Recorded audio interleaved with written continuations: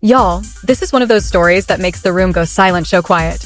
Because what allegedly started as a private conversation behind closed doors suddenly detonated into a full-blown viral nightmare, and at the center of it all is Teyana Taylor, unraveling in real time. According to explosive rumors, a clip hit social media like a bomb. Not a press statement. Not a controlled reveal. A clip. And the claim was chilling. Someone who knew everything may have spoken when silence was the only protection. Whispers say that name was Pierre, and that one alleged disclosure flipped Teyana's world upside down. Sources allege the pressure had been building for days, but the moment the rumor went public, everything spiraled. A now viral video shows a woman in visible distress, trembling voice, glassy eyes, repeating one haunting line. He knew, only he knew. Fans froze. Comment sections exploded. And suddenly, the internet decided it was judge, jury, and executioner. Industry chatter claims brand conversations went quiet overnight. Projects were allegedly paused. Timelines flooded with sympathy and rage at the same time. Some called it betrayal. Others whispered setup. A few said it was just another ruthless industry game, but nobody could look away. Then came the quote that set the internet on fire. If it was ever going to be said, it should have come from me. Allegedly shared in a private moment, it became the headline everywhere within hours. That's when this stopped being a rumor and turned into a tragedy playing out in public. By the time Teyana appeared at a public event, insiders claimed the wait was unbearable. She allegedly froze. Tears fell. Security stepped in. Clips spread everywhere. Millions of views. One name echoing across every feed. And here's the part that haunts everyone. When truth and rumor collide this violently, does anyone walk away untouched? What me and Aaron have is very healthy and is very gentle. It's very soft and it's very kind and it's very sweet and it's very warm. And it's one of the best feelings that I've ever had. All right, man, we knew it was gonna happen. We knew it was gonna happen. Yeah. I didn't hear the news. Teyana Taylor and Pierre, they called it quits. I guess he could. Buckle up, because what you're about to hear isn't a clean headline or a tidy press release. It's a slow-motion collapse told through whispers, alleged leaks, and the kind of silence that screams louder than words. It allegedly began the way most modern scandals do, not with a statement, not with confirmation, but with a clip. A grainy, fast-spreading piece of content that didn't explain itself yet somehow said everything. Within minutes, timelines froze. Screens refreshed. Group chats lit up. And a single question cut through the noise. Who broke the seal on something that was never meant to be public? According to online chatter, the name that kept surfacing was Pierre. Not as a villain in a confirmed sense, but as the alleged keeper of a private truth that suddenly wasn't private anymore. The rumor wasn't just that something sensitive was exposed.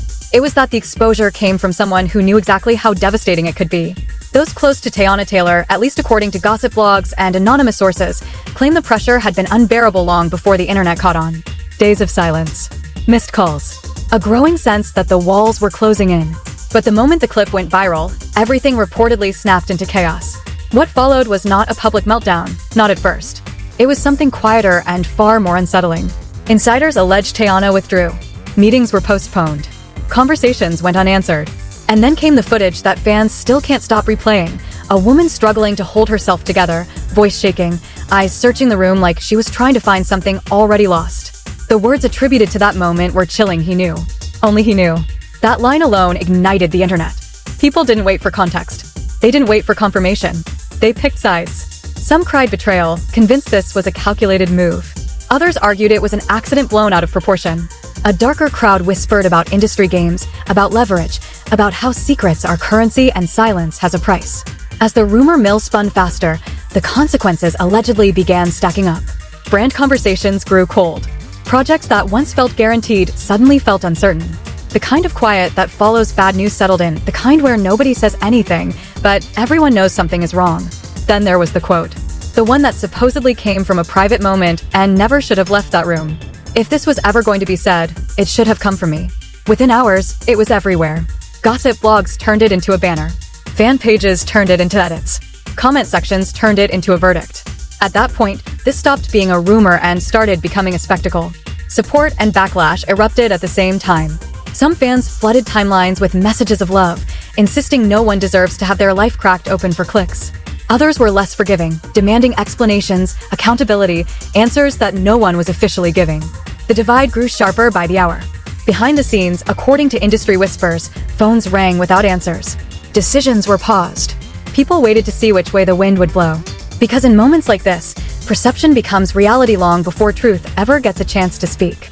And then came the public appearance. Sources allege Teyana stepped into an event already carrying the weight of 1,000 assumptions. Cameras flashing, eyes watching, every movement dissected before it even finished happening. The pressure, they say, was visible. Her posture stiff, her breathing uneven. And then a pause. A long one. Words that wouldn't come. Tears that did. Security allegedly moved in. The crowd held its breath. Phones came up. Clips were uploaded before the moment even ended. Within minutes, the footage was everywhere, slowed down, zoomed in, captioned, recaptioned, turned into proof of whatever narrative the viewer already believed. Millions watched. Millions judged. And still, no clear answers arrived. What remained instead was a story suspended between truth and rumor, where every silence felt intentional and every leak felt loaded. Was this a betrayal? A misunderstanding? A private pain dragged into the open by forces bigger than any one person? The internet decided it didn't need to know for sure, it just needed to keep watching. By the end of that week, this was no longer just gossip. It was a viral storm. A tragedy unfolding in fragments. A reminder of how fast a life can fracture when private moments collide with public hunger. And as the noise grew louder, one thing became painfully clear. Whatever really happened behind those closed doors, the fallout was already irreversible. The silence that followed wasn't calm, it was suffocating. In the aftermath of that viral moment, the internet didn't slow down, it sharpened its teeth. Screens refreshed like courtroom clocks ticking toward a verdict that no one officially announced, yet everyone seemed ready to deliver. According to swirling online chatter, the absence of a statement only fueled suspicion. No denial, no clarification, just distance. And in gossip culture, distance is interpreted as guilt long before facts ever arrive. Commentators began dissecting every past interview, every old clip, every sideways glance, trying to build a timeline out of fragments that were never meant to connect. What made this different, sources allege, was the emotional tone. This wasn't a scandal wrapped in arrogance or defiance.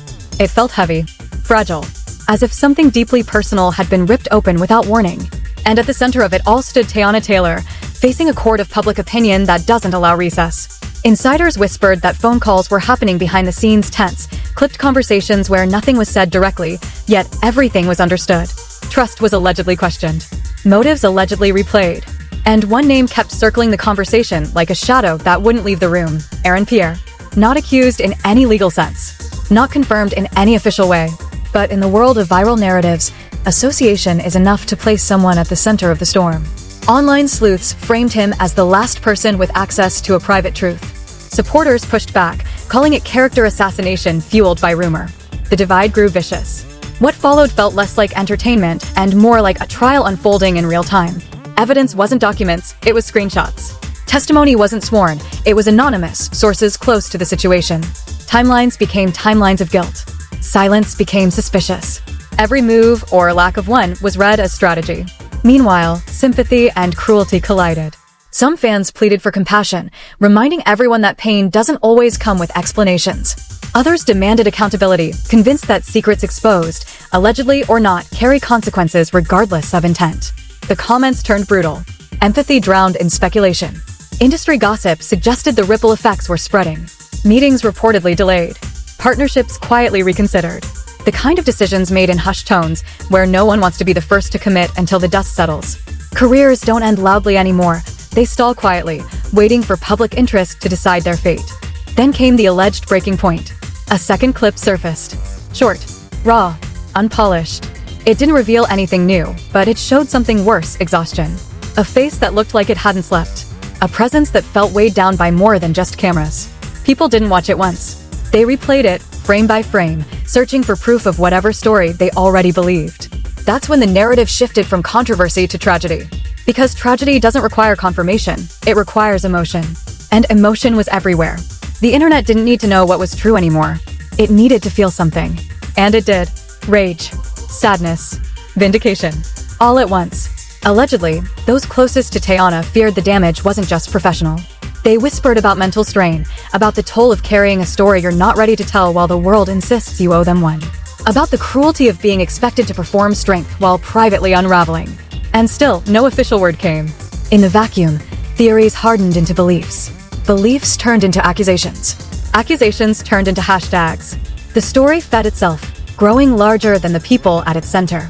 At that point, it no longer mattered who said what first. The narrative had already escaped. Observers noted how quickly compassion has an expiration date online. One moment, a person is protected by empathy. The next, they're punished for not satisfying curiosity fast enough.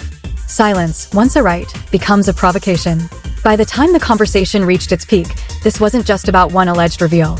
It was about trust, about power, about who gets to control their own story in an era where privacy is treated like a luxury instead of a right. And somewhere beneath the noise, a quieter question lingered, one that no comment section could answer. If something personal is dragged into the light without consent, does the truth even matter anymore? Or is the damage done the moment the world decides it's entitled to know? As timelines continued to refresh and opinions calcified, one reality remained undeniable. This saga had crossed a line where repair becomes nearly impossible. Not because of what was confirmed, but because of what was imagined. Because in the court of viral opinion, imagination is often more powerful than fact. The storm kept raging. The silence kept echoing. And the tragedy deepened not in headlines, but in the spaces between them, where real people live with consequences long after the internet moves on. The final phase of the story didn't explode, it bled out slowly, the way tragedies do when the cameras stay rolling, but the people inside them are already breaking. By this point, the internet wasn't asking what happened anymore. It had moved on to something colder. Who deserves to survive the fallout? The rumor cycle reached a point where repetition turned speculation into assumed truth. Not because anything new was confirmed, but because the story had been told so many times it began to feel real. Every silence was dissected. Every old clip was reinterpreted. Every past moment was dragged into the present like evidence in a courtroom where no rules applied. At the center of it all stood Teyana Taylor, no longer just a name in headlines, but a symbol of something much larger, the cost of losing control of your own narrative. Insiders claimed she wasn't fighting the rumor itself anymore. She was fighting the weight of being watched while hurting. Fighting the expectation to explain pain on demand. Fighting the cruelty of an audience that confuses curiosity with entitlement. Behind the scenes, whispers described a woman running out of emotional oxygen. Meetings allegedly canceled at the last minute. Conversations shortened to logistics only. No small talk. No future talk. Just survival mode. People around her reportedly walked on eggshells, unsure whether to offer comfort or space, because either could be misinterpreted as weakness. And then there was the other name, the one the internet refused to release. Pierre remained silent, and that silence became its own trial. In a culture addicted to instant reaction, restraint is treated like strategy. Neutrality becomes suspicious. And rumor turns quiet into guilt without needing proof. Supporters argued that silence was dignity. Critics framed it as avoidance. Neither side had facts. Both sides were loud. What followed felt like a verdict reached without testimony. The narrative hardened. Blogs stopped using question marks. Commentary shifted from allegedly to implication. Tone replaced evidence. Emotion replaced accuracy. The story no longer belonged to the people involved. It belonged to the algorithm. Industry insiders allegedly began speaking in hypotheticals that sounded like decisions. If this continues, if public sentiment doesn't recover, if brands stay nervous, the kind of sentences that don't promise anything, but quietly remove it. Careers don't always end with announcements. Sometimes they're just slowly starved of opportunity. What made this chapter unbearable was the human cost bleeding through the spectacle. A third clip surfaced, not dramatic, not confrontational, just raw exhaustion. No tears. No words. Just a stillness that felt heavier than any breakdown. Viewers described it as haunting. Others called it performative. The divide revealed more about the audience than the moment itself. That's when the tragedy fully crystallized. Because tragedy isn't always about what happens. Sometimes it's about what never gets repaired. Trust that never returns. Privacy that never comes back. A sense of safety that dissolves the moment the world decides your pain is content. Allegedly, those close to Teyana feared the long-term impact more than the immediate backlash. Not the headlines, but the quiet after them. The way trauma lingers when attention fades. The way people expect you to move on once the trend dies, even though your life doesn't reset with the algorithm. And still, no official truth emerged. No clean ending. No definitive statement that could tie the story into a bow. Just fragments. Contradictions. Emotional wreckage. The kind of unresolved ending that leaves scars instead of closure. Observers noted how quickly the internet shifted focus once a new controversy surfaced. Outrage moved on. Comment sections slowed. But the damage didn't leave with the views. It stayed behind the scenes, where the cameras don't reach and the noise doesn't follow. What remains is a cautionary tale written in real time. About what happens when private pain is forced into public judgment. About how easily empathy is replaced by entertainment. about how rumors don't need to be true to be destructive, they only need to be believed. This story never gave the audience what it demanded. No confession, no denial, no satisfying resolution. And maybe that's the most honest ending possible. Because in the end, this wasn't just a scandal. It was a collapse shaped by speculation, accelerated by silence, and immortalized by a culture that rewards shock over care. The internet moved on. The consequences did not. And that's where this story ends, not with answers, but with the echo of a life interrupted, and the reminder that some viral storms leave damage long after the timeline refreshes. This is where the story stops being entertainment and starts feeling uncomfortably real. Because behind the edits, the clips, the captions, and the outrage, there's a human cost that never trends the way shock does. What began as whispers allegedly turned into a public execution carried out by speculation, silence, and a hunger for answers that no one was ever owed. In moments like this, betrayal doesn't always look like a clear act. Sometimes it looks like trust dissolving in slow motion. Sometimes it looks like a private pain being pushed into the light before its owner is ready to breathe again. And sometimes it looks like the world deciding that curiosity matters more than compassion. The internet loves a villain and demands a confession, but it rarely stays long enough to witness the aftermath. When the comments stop, when the views drop, when the algorithm moves on to the next collapse, the damage doesn't disappear. It settles. It scars. It changes people permanently. What makes this tragedy unbearable isn't what was confirmed, it's what was assumed. It's how fast empathy expired. It's how easily a life became content. This wasn't just a rumor cycle. It was a reminder of how brutal public judgment becomes when silence is treated as guilt and pain is treated as proof. So before the next clip plays, before the next theory spreads, ask yourself who really wins here. Because the crowd always leaves eventually, but the people at the center are left to pick up pieces that can't be reassembled on camera. If this story disturbed you, it should. If it made you uncomfortable, that discomfort matters. And if you're still watching, still listening, still questioning, that's the point. Stay aware. Stay critical. And remember, not every viral moment deserves applause, and not every silence is a lie.